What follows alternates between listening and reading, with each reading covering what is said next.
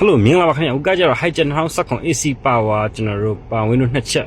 4E Auto ကားလေးပါနော်ဟုတ်ကဲ့ပါ 4E Auto ပါကားလေးရတယ် 4 light လေးနဲ့လှတယ်နော်လှပါတယ်ဒီကောင်လေးရတော့မစိုးဘူးကားလေးနဲ့တန့်တယ်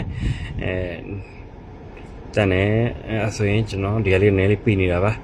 မှန်အကွဲတွေပါတော့မရှိပါဘူးOkay အဲ့ဆိုရင်ကျွန်တော်ထဲထဲဝင်ကြည့်မယ်နော် Okay ဒီမှာကြာရင်ကျွန်တော်တို့ပေါင် Windows တစ်ချက်လေးတွေ့မယ် Windows တစ်ချက်ပါ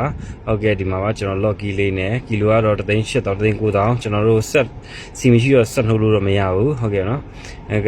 Okay 4V auto ပါအဲ့ဆိုရင်ကျွန်တော်ချင်းင်းအောင်လေးနည်းနည်းပြလိုက်မယ်နော် Okay ချင်းင်းအောင်လေးပါ Okay အဲ့ဆိုရင်ကျွန်တော်ဖိနေအောင်လေးပြလိုက်ပါခင်ဗျဟုတ်ကဲ့ပါနော်ဖိနေအောင်လေးပါ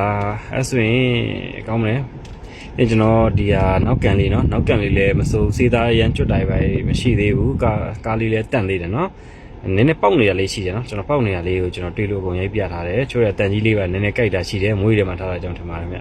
နော်โอเคကျွန်တော်အောက်ပိုင်းလေးကြည့်စီမယ်เนาะချင်းညီကိုတို့အောက်ပိုင်းလေးကြည့်စီခြင်းနဲ့နည်းနည်းကားလေးကလည်းမစိုးဖြစ်တဲ့အတွက်ကြောင့်ကားလေးရမိုက်တယ်เนาะအဲနောက်ပိုင်းလေးလည်းမစိုးပါဘူးခင်ဗျအဲဆိုရင်ဟုတ်ကဲ့ပါကြည့်ရှုပြီးလို့အထူးကျေးဇူးတင်ပါတယ်ခင်ဗျ